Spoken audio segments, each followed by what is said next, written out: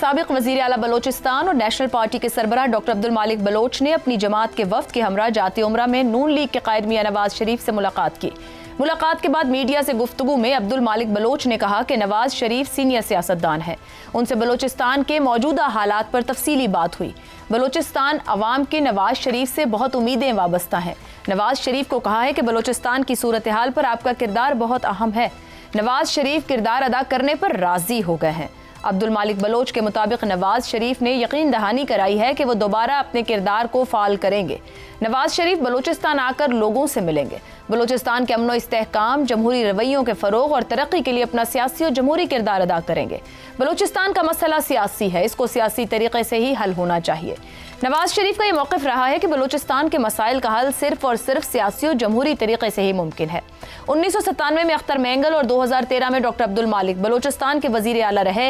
इस दौरान नवाज शरीफ बतौर वजीर आज़म बलोचिस्तान के मुतादिद दौरे करते रहे और मसाइल के हल के लिए भरपूर सियासी और जमहूरी किरदार अदा किया। मगर उन अदवार में नवाज शरीफ की सियासी ताकत उरूज पर थी। आज हालात यकसर मुख्तलिफ है। पंजाब में बेटी वजीर आला है तो विफाक में भाई बज़ाहिर हाइब्रिड निज़ाम कबूल कर चुके हैं। नवाज शरीफ खुद न सिर्फ बैक सीट पर हैं बल्कि उनकी जमात भी हुकूमत में होने के बावजूद अवामी मकबूलियत की तलाश में है। ऐसे में अहम सवाल यह है कि क्या आज का नवाज शरीफ बलूचिस्तान के मसाइल के हल के लिए किरदार अदा कर सकता है। अहम सवाल यह भी है कि जहां एक तरफ बलूचिस्तान के मामले पर रियासती कमेटी कायम हो चुकी है, स्टेट को हार्ड बनाने के लिए इक़दाम जारी हैं, तो क्या वहां नवाज शरीफ को सियासी किरदार अदा करने का मौका मुयस्सर भी आ सकता है। इसी पर पैनल के सामने सवाल रखेंगे।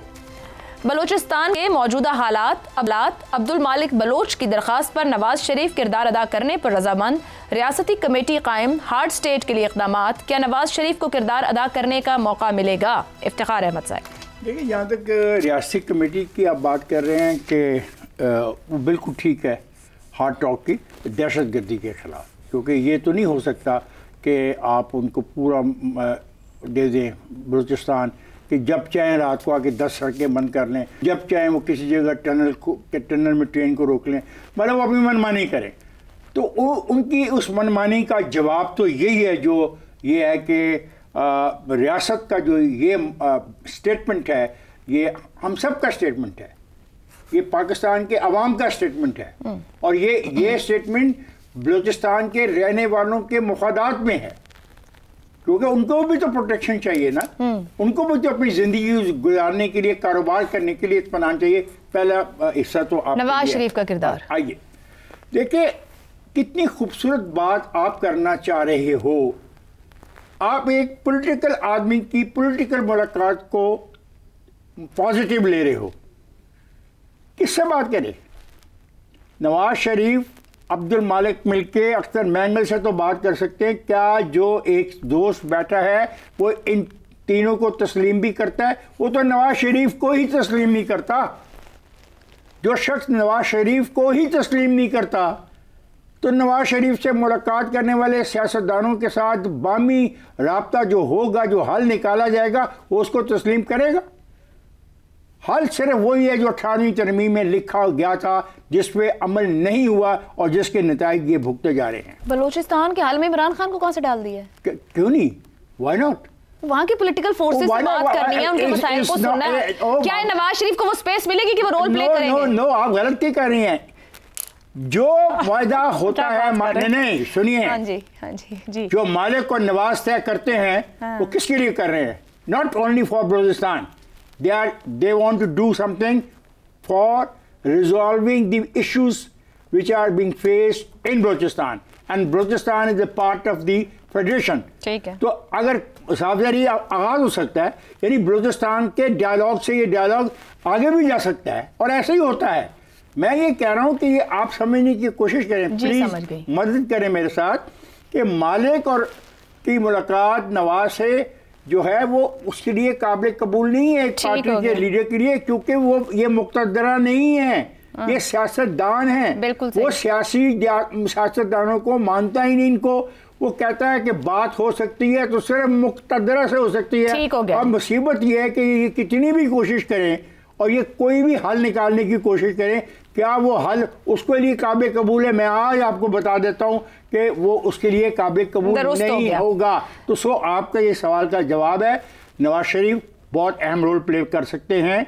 और मैं आपको इस बात का यकीन दिलाता हूँ कि वो आज की मुलाकात में ये मामला बहुत डिटेल डिस्कशन में आया है। ठीक है, वहाँ के तमाम मामलों पे बहस हुई है और अपने अपने पॉइंट ऑफ व्यू को सामने रखा गया, और मुमकिन तौर पे वापसी जब होगी लंदन की यात्रा के बाद ये बात आगे जा सकती है, और यही बिगनिंग हो सकती है पाकिस्तान के अंदर मसाइल को हल करने की। शहजाद साहब, इस मुलाकात के बाद ख्वाजा आसिफ ने बताया कि नवाज शरीफ ने वजीर आजम को अख्तर मेंगल से राब्ता करने को कहा है। अख्तर मेंगल साहब भी हुकूमत से नाराज हैं। अख्तर मेंगल के मुताबिक कि खुद नवाज शरीफ के साथ अच्छा सलूक नहीं हुआ है, यानी नवाज शरीफ और अख्तर मेंगल दोनों ही सिस्टम से आउट हैं।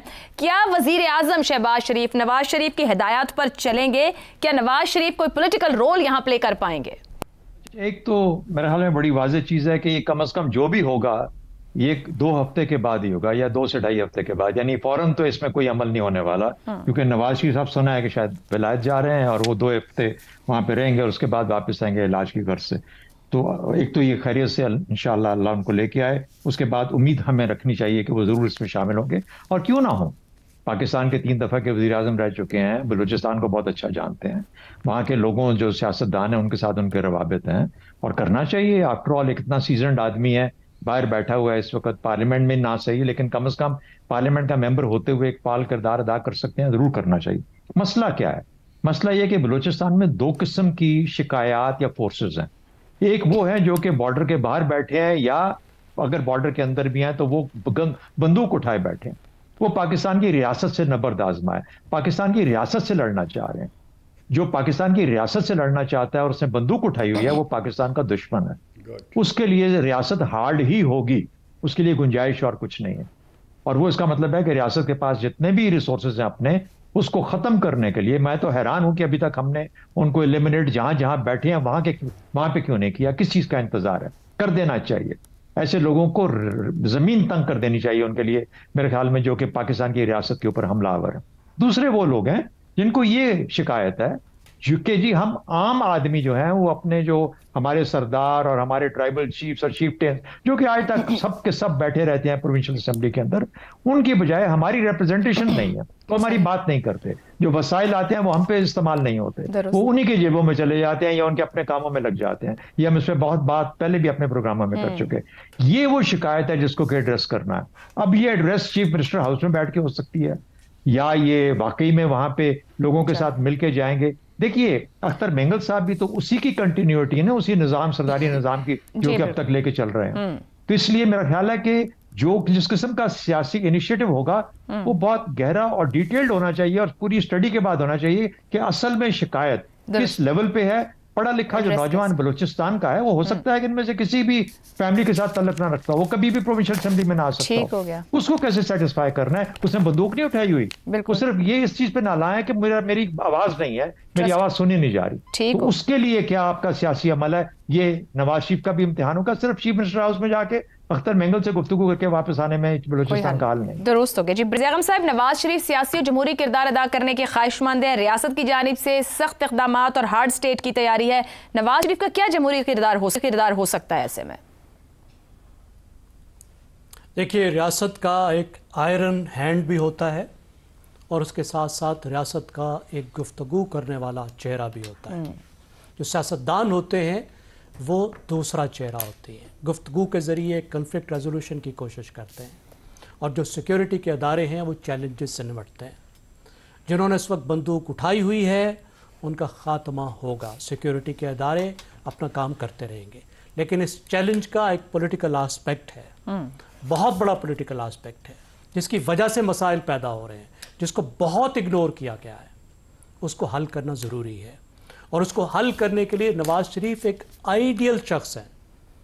मैंने शायद कम ही कभी तारीफ़ की होगी नवाज शरीफ साहब के इस शो में, लेकिन ये उनकी बहुत बड़ी स्ट्रेंथ है, और आखिरी इनिंग्स उनको पाकिस्तान की फेडरेशन के साथ खेलनी चाहिए, पाकिस्तान की फेडरेशन की खातिर खेलनी चाहिए।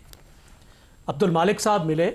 अब्दुल मालिक साहब जून 2013 से दिसंबर 2015 तक कोalition में नवाज शरीफ के साथ, मुस्लिम लीग नवाज के साथ कोalition में चीफ मिनिस्टर थे। उस वक्त नवाज शरीफ ने उनको टास्क दिया कि इस मसले को हल करो, और उन्होंने वो मसला तकरीबन हल कर लिया।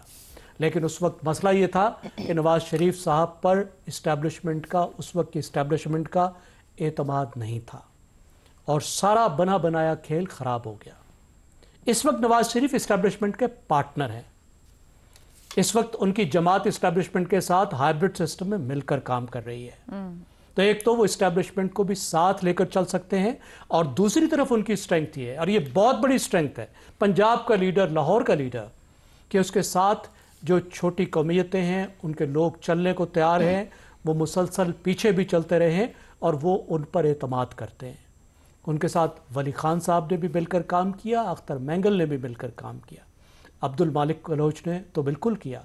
ये सब जमातें उन पर एतमाद करती हैं और उन्होंने इसके लिए डिलीवर भी किया। आप देखिए 18वीं तरमीम पर हम जरदारी साहब को, ख़ासतौर पर पीपल्स पार्टी जरदारी साहब को बहुत क्रेडिट देती है।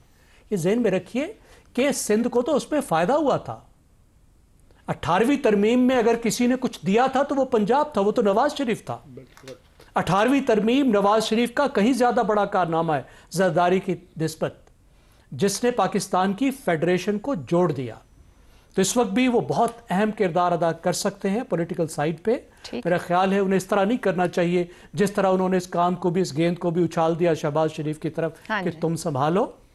उनका जो तजर्बा है, उनकी जो साख है, उनके जो स्किल्स हैं, उन सबको इस्तेमाल में लाना चाहिए उन्हें पाकिस्तान की खातिर। ठीक हो गया जी।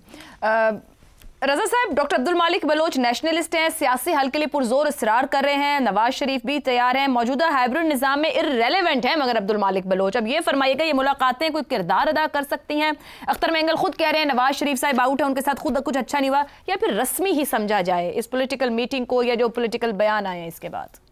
आशा, देखिए इस वक्त बलूचिस्तान में सियासी इंगेजमेंट की ज़रूरत है। ये एक सियासी मसला है और जाहिर बात है कि उसमें एक मिलिटेंट एस्पेक्ट आ गया है और जो दहशतगर्दी के वाक़यात भी हुए हैं वो वहाँ भी रियासत की अपनी एक पॉलिसी है और होती है, नेशन स्टेट्स को लड़ना पड़ता है। मगर बुनियादी तौर पर यह मसला एक सियासी मसला है। इसकी 2 बार कोशिश की गई हालिया तारीख में। अकबर बुगटी की शहादत के बाद जरदारी साहब ने एक बलूचिस्तान का पैकेज का ऐलान किया था जब वो प्रेसिडेंट थे, उस पर कुछ अमल दरामद स्टार्ट हुआ, वहीं मामला खटाई में पड़ गया।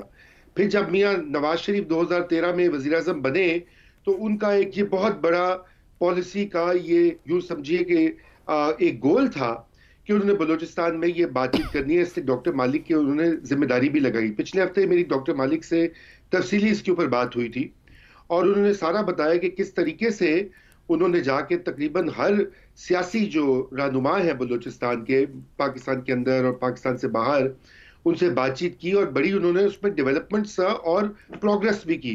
मगर बदकिस्मती से उनकी जो पेशरफ्त थी सारी, उसके ऊपर पानी डाल दिया गया, वो वीटो हो गई। वीटो आपको पता कहाँ से होता है। अब मसला ये है कि मियाँ साहब जो हैं वो पाकिस्तान के एक सीनियर मोस्ट सियासतदान हैं और बलोच जो है बहुत सारे ग्रुप्स और पार्टीज उन पर ट्रस्ट करते हैं, इसलिए उनकी पोजीशन जो है वो बहुत अहम है पाकिस्तानी रियासत और फेडरेशन के लिए और उनको बिल्कुल ये रोल अदा करना चाहिए। और मैं ये समझता हूँ कि उनको खुद प्रोएक्टिव होकर रोल अदा करना चाहिए, चाहे वो इस वक्त वज़ीर आज़म हो या ना हो। वो इसको इन तमाम कुव्वतों को एक मेज पर ला सकते हैं।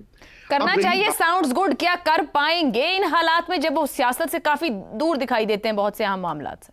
देखिए, कर पाने की तो बात यही वहीं पे आती है कि जो लोग इस्लामाबाद और रावलपिंडी में इक़्तिदार की जो बागें जिनके हाथ में है, वो किस हद तक इस प्रोसेस में इन्वॉल्व होंगे। अगर वो तो इन्वॉल्व होंगे, और जो मेरी इत्तलात है कि वहां से भी थोड़ी बहुत इस मामले के ऊपर ग्रीन सिग्नल है। अगर ऐसी बात दुरुस्त है तो ये बहुत अच्छा है, शगुन है और ये मामला फिलफौर तेजी से आगे बढ़ना चाहिए।